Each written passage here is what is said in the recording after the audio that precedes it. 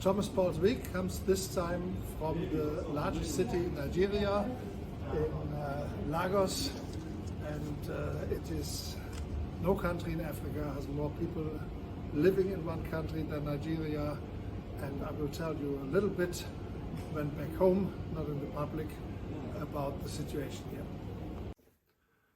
Visiting Nigeria shortly on the eve of the upcoming elections was important to me, as Nigeria is very central to my prayer.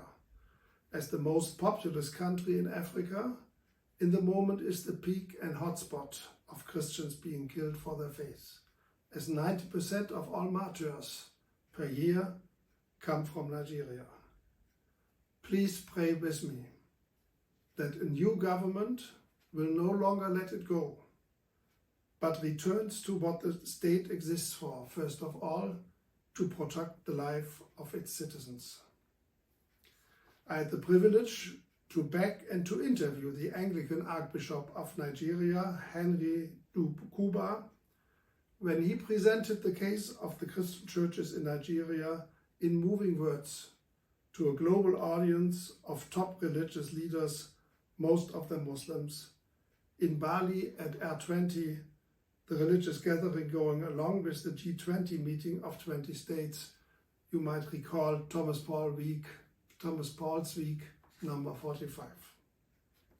His story is the same as the one reported to me again and again by the Catholic Cardinal and Archbishop of Abuja, John Onoyekan, as well as by our own Nigerian Evangelical Alliance and evangelical leaders.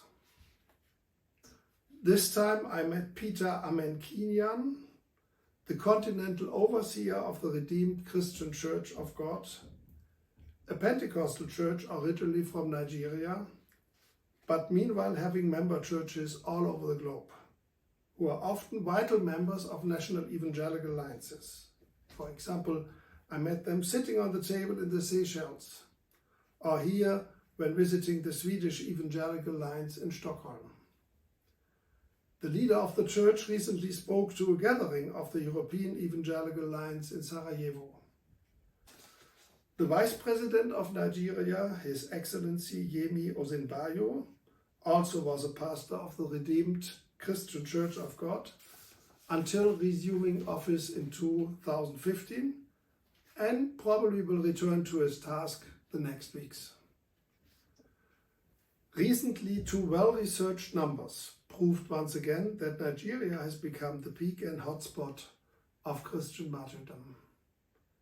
The World Watch List 2023 numbers all proven killings of Christians in a year around the globe.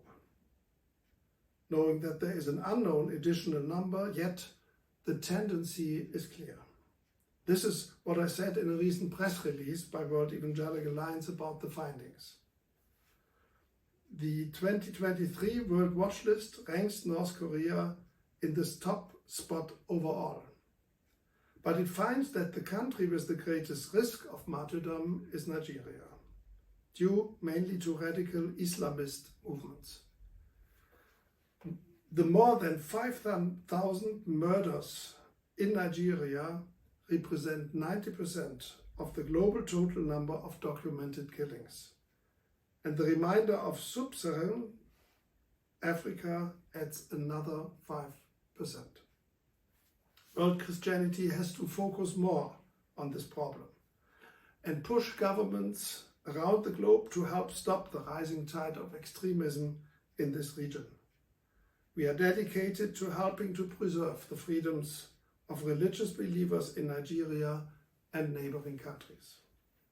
Shortly after, that is only 2 weeks ago, a very new, well-researched and detailed report by the Observatory of Religious Freedom in Africa, Killing and Abductions in Nigeria for a 3-year period, October 2019 to September 22, and easily accessible on the web, checked into 17,290 proven killings of Christians and Muslims in the 3 years, and found that in relation to the percentage living in certain areas, there are 7.6 Christians killed for every 1 Muslim killed.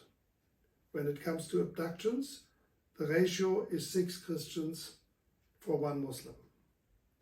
VEA mourns the lives of everyone, including of our Muslim friends, and yearns for peace and safety for all. Yet it is obvious that the Christians are a special target of the terrorists. Thus, please pray with me that God moves the heart of the incoming president and his government to end these killings and abductions. The most populous country in Africa deserves better.